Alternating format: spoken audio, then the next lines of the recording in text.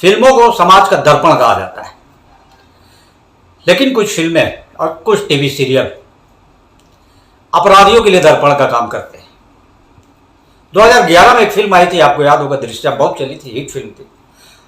दृश्यम में एक सीन था कि अजय देवगन कैसे अपने परिवार को एक ही बात रटाता है बार बार कि 2 तारीख को हम पणजी जी गए थे, वहाँ से फिर हम रेस्टोरेंट आए, सिनेमा देखा।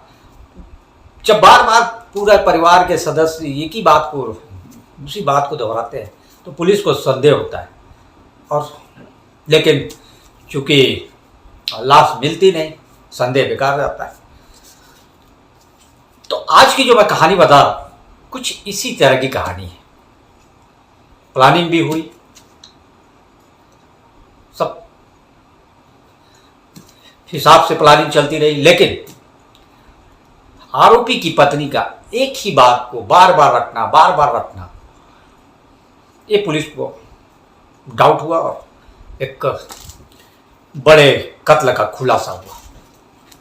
जी, हम बात कर रहे हैं दुर्ग जिले के चंदखुरी की। चंदखुरी में एक चंद्राकर परिवार रहता था। 6 दिसंबर 2021 को दीपक राज चंद्राकर ये शाम को भागे भागे पुलगांव थाना पहुंचते हैं। पुलिस को बताते हैं कि मेरा भांजा शिवांग चंद्राकर वो शाम से लापता है, उसका मोबाइल भी बंद है।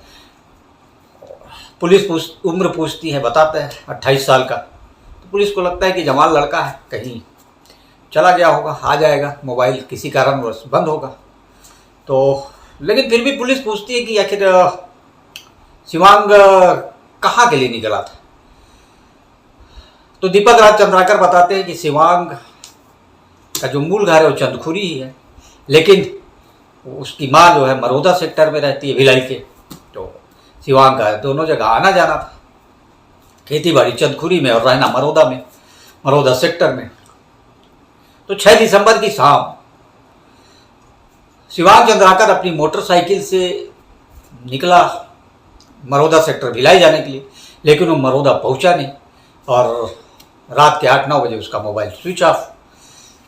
घर वालों ने जब फ़ोन करना शुरू किया तो मोबाइल लगातार स्विच ऑफ। संदेह हुआ तो फिर थाने में रिपोर्ट दर्ज हुई, लेकिन चूंकि उम्र 28 साल थी तो पुलिस ने भी सोचा कि जवान लड़का है, वापस आ जाएगा, कहीं गया होगा। लेकिन उस रात शिवांग चंद्राकर लौटा नहीं।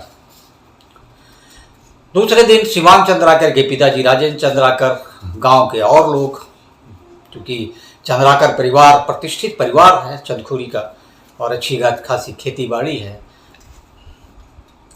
तो पूरे लोग पुलगांव थाने पहुंचते हैं। बताते हैं कि साहब कल शाम से गया, शिवांग अभी तक लौटा नहीं, उसका मोबाइल भी बंद आ रहा है। उसके बाद पुलिस मामले को गंभीरता से लेती है और शिवांग की खोजबीन शुरू करती है। उसका मोबाइल ट्रेस किया जाता है, लेकिन मोबाइल स्विच ऑफ, कुछ भी पता चलता नहीं। लेकिन ये पता चलता है कि जो चंदखुरी गांव का केनाल पारा है, वहीं पर शिवांग का मोबाइल आखिरी बार चालू था, वहीं से फिर बंद हो गया। फिर तो पुलिस का पूरा जो जांच का सेंटर बन जाता है वो केनाल पारा चौक। पुलिस लोगों से पूछताछ करती, आसपास के लोगों से पूछताछ करती कि शिवांग को कहीं किसी ने देखा है, लेकिन शिवांग का कहीं कुछ पता नहीं चलता। इधर गांव में हड़कंप, परिवार में हड़कंप, पूरे गांव में एक अजीब सा डर, एक अजीब सा खौफ कि आखिर एक जवान लड़का तो अचानक कहाँ चला गया। जबकि शिवांग खुशमिजाज युवक था, सब गांव के सभी से अच्छी दोस्ती थी, मरोदा में उसकी सबसे अच्छी दोस्ती थी, किसी से रंजिश की कोई बात सामने नहीं आ रही थी, ना कोई प्रेम प्रसंग जैसा मामला सामने आ रहा था। यहाँ तक कि परिवार की भी किसी से कोई रंजिश नहीं थी। समृद्ध परिवार, संपन्न परिवार था चंद्राकर परिवार, सबकी मदद करने वाला परिवार। तो ऐसे परिवार का और ऐसा युवक कहाँ गायब हो सकता है, या किसी ने उसका अपहरण कर लिया, या कोई और अनहोनी हो गई। तमाम तरह के सवाल अब उभरना शुरू हुआ। इधर मीडिया में भी खबरें छपना शुरू हुई। 1 दिन बीता, 2 दिन बीता, 3 दिन बीता, हफ्ता बीत गया, शिवांग का कहीं कुछ पता नहीं चला।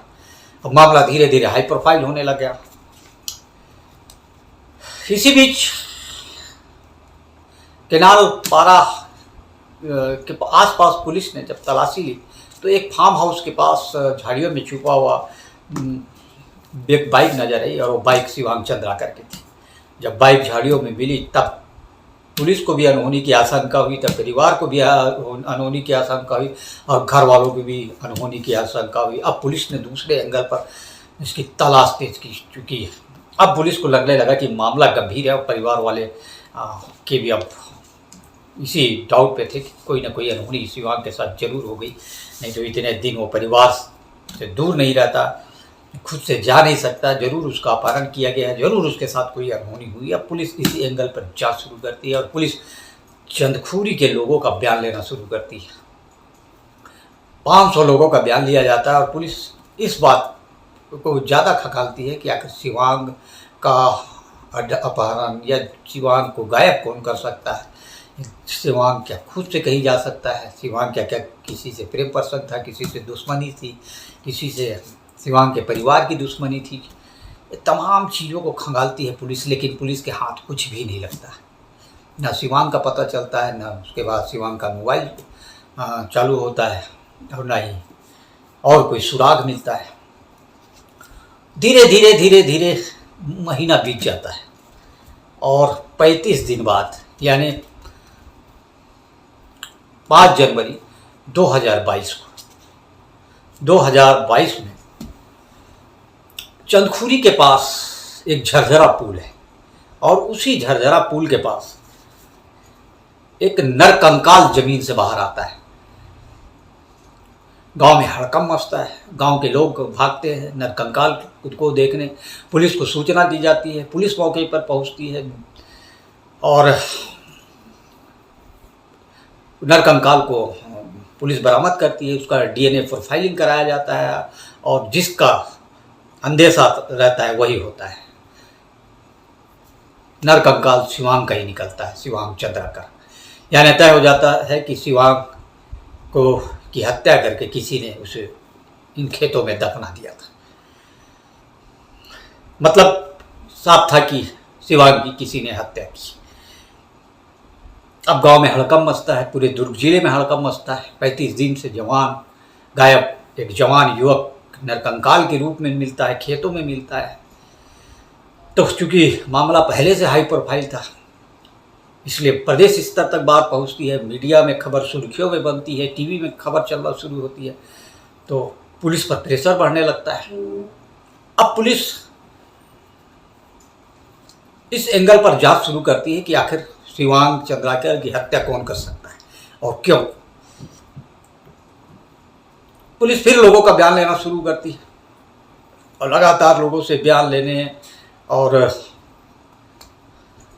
शिवांग के लापता होने से लेकर नरकंकाल मृत्यु तक तमाम घटनास्थल के आसपास को मोबाइल को खंगाला जाता है, लेकिन पुलिस के हाथ कुछ लगता नहीं। पुलिस का हाथ खाली। पुलिस की आलोचना भी शुरू हो जाती है कि एक जवान युवक लापता होता है और उसी गांव में 35 दिन बाद उसकी लाश मिलती है और पुलिस अभी तक आरोपियों तक को नहीं पकड़ पा रही है। तमाम सवालों को पुलिस को सामना करना पड़ता है। पुलिस के आला अधिकारी जो रायपुर में बैठे हैं राजधानी, वो भी जांच अधिकारियों से हर सवाल करते हैं। तो पुलिस पर प्रेशर भी बहुत ज़्यादा है, मीडिया का भी प्रेशर है, नेताओं का भी प्रेशर है, लेकिन पुलिस अपने काम में लगी रहती है। पुलिस मुखबिरों का जाल बिछाती है, पुलिस कुछ संदिग्धों पर नज़र भी रखती है, लेकिन पुलिस के हाथ यहाँ भी खाली। और धीरे धीरे कर फिर 1 महीना बीत जाता है और इसी दौरान यानी 65 दिन बाद, शिवांग के लापता होने के 65 दिन बाद यानी 6 दिसंबर 2021 को शिवांग लापता हुआ था। 5 जनवरी 2022 को उसकी नरकंकाल मिला था और उसके 1 महीने बाद यानी फरवरी महीने में पुलिस के हाथ एक क्लू लगता है।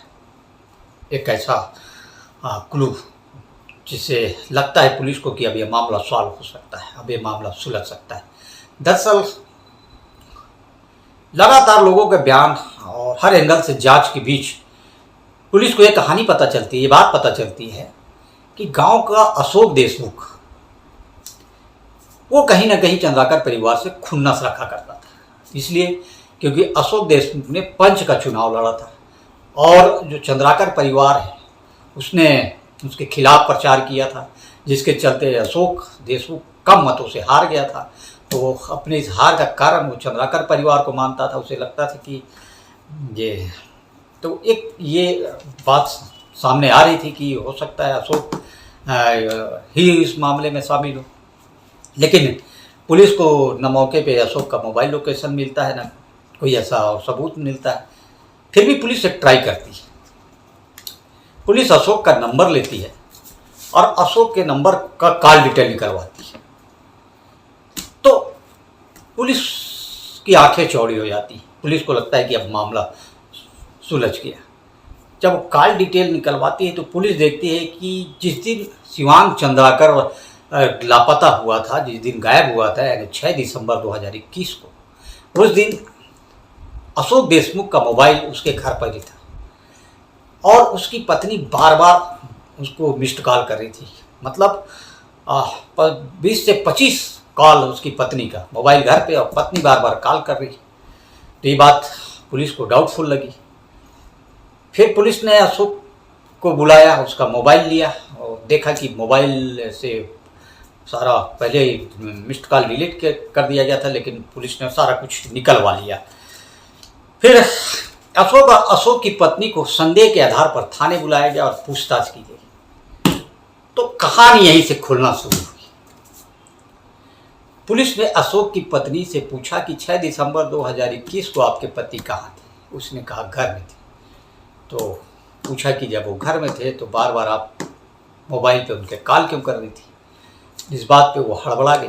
फिर पूछा कि उस दिन वो उन्होंने क्या क्या किया। तो एक जैसे किसी ने उसे रटवाया, उस तरह से वो सवेरे से लेकर रात तक एक ही बात को बार बार रटती जा रही थी कि सवेरे उठे, ब्रश किया, नाश्ता किया, टीवी देखा, पेपर पढ़ा, फिर दोपहर का खाना खाया, फिर थोड़ा घूमने गए, फिर शाम को आए घर में टीवी देखने लगे। इस तरह की एक ही बात को बार बार रखती। अब क्या खाया था उस दिन ये तक भी उसको याद रहता कि कौन सी सब्जी बनी थी, कौन सा अचार खाया, पापड़ खाया, सब याद था। अब पुलिस ने पूछा कि ठीक है, 6 दिसंबर को उनकी दिनचर्या ये थी, उन्होंने ये खाया। 4 दिसंबर की उनकी दिनचर्या क्या थी और क्या खाया उसे याद नहीं। फिर बोला 5 दिसंबर की। फिर कहा चलो ठीक है, 5 दिसंबर को आपको याद नहीं, 6 दिसंबर का याद है, तो अब 7 दिसंबर का बताइए, वो तो याद होगा। उसको 7 दिसंबर का याद नहीं, यानी सिर्फ 6 दिसंबर का उसको याद था। 6 दिसंबर को शिवांग चंद्राकर का गायब होना और अशोक की पत्नी को का 6 दिसंबर की ही बार बार एक ही बात को रखना। तो पुलिस को शक हुआ और पुलिस ने अशोक देशमुख को गिरफ्तार किया और उसके बाद अपने तरीके से जब पूछताछ की तो पूरा मामला खुलता चला गया। मामला ये निकला कि अशोक देशमुख गांव का पंच बनना चाहता था, पैसे वाला वो भी था, लेकिन चंद्राकर परिवार के रसूख के आगे वो कमज़ोर पड़ता था। और चंद्राकर परिवार ने अशोक देशमुख के विपक्षी प्रतिद्वंदी जो था उनका सपोर्ट किया और वो जीत गया। अशोक देशमुख कम मतों से हार गया। तो इस बात को लेके चंद्राकर परिवार से खुन्नस रखने लगा। दूसरी बात कि जो शिवांग के पिता थे राजेंद्र चंद्राकर हैं, उन्होंने अपने फार्म हाउस के पास एक 15 एकड़ ज़मीन रेखा पे लेके रखी थी। उस पर वो खेती करते थे और खेती से उन्हें अच्छा मुनाफा हुआ। दूसरे साल उसी 15 एकड़ खेत को अशोक देशमुख ने रेखा पे लिया और उस पर खेती किया, तो उसको नुकसान हो गया। तो उसको लगा कि कहीं न कहीं मुझे झूठ बोल के खेती करवाई गई और मेरा नुकसान कराया गया। दूसरी तरफ पंच के कम मतों से पंच का चुनाव हारना, ये दो चीज़ें थी जो चंद्राकर परिवार से मन ही मन खुन्नस रखने लगा। उसके बाद उसने प्लान तैयार किया और प्लान पर शिवांग के गायब होने के, लापता होने के 15 दिन पहले से उसने बनाना शुरू किया कि क्यों ना इस नुकसान की भरपाई, दोनों नुकसान, चुनाव के हारने की का नुकसान और खेती में नुकसान की भरपाई चंद्राकर परिवार से की जाए। तो 15 दिन पहले उसने तय किया कि राजेंद्र चंद्राकर के पुत्र शिवांग चंद्राकर का अपहरण किया जाए और उसने इस अपने प्लान में अपने 2 साथियों को शामिल किया, मोनू देशमुख, बसंत साहू। दोनों तैयार हो गए कि फिरौती के पैसे मिलेंगे तो बांट लेंगे। तय हुआ कि अब घटना को अंजाम देना है और इसी योजना के तहत तीनों ने अपना अपना मोबाइल अपने घर पे छोड़ दिया। इन्हें पता था ज़्यादातर क्राइम करने वाले अपराधियों को जो योजना बना करते हैं वो यही करते हैं कि मोबाइल लोकेट ना हो पाए। तो अपना अपना मोबाइल घर में छोड़ा। शाम को केनाल पारा के पास मिले। थोड़ी देर बाद बाइक से उन्हें शिवांग चंद्राकर जाता हुआ दिखा तो अशोक ने उसे रोका और बातचीत करने लगा। क्योंकि शाम के 6 साढ़े 6 बजे ठंडी का समय, तो आसपास चारों तरफ सन्नाटा। मौका देखकर तीनों ने गला दबाकर शिवांग की हत्या कर दी। उसके बाद शिवांग की लाश को अशोक ने अपनी कार में भरा। मोनू और अशोक कार लेकर झरझरा पुल की तरफ चले गए और बसंत शिवांग की मोटरसाइकिल को लेकर फार्म हाउस की तरफ गया और झाड़ियों में छुपा दिया। और ये दोनों कार लेकर झरझरा पुल के पास पहुंचे। वहाँ पहले से हार्वेस्टर से गड्ढा खुदा हुआ था खेत में।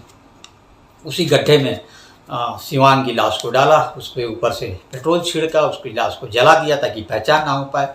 फिर मिट्टी से उसे पूरी तरह ढक दिया और वापस आ गए। लेकिन ये बात अशोक देशमुख की पत्नी को पता नहीं थी कि किस योजना के तहत तो वो गए हैं। और उसे ये भी नहीं पता था कि पति घर पर नहीं है या हैं, इसलिए वो बार बार मोबाइल पर कॉल कर रही थी। और उसका बार बार मोबाइल पर कॉल करना ही पुलिस के लिए बड़ा सबूत बना। हालांकि अशोक जब घर पहुंचा तो उसने लगातार मिस्ड कॉल देखा, तो सबसे पहले उसने पूरे मिस्ड कॉल को डिलीट किया। लेकिन उसे पता नहीं था कि डेटा कहीं और सेव है।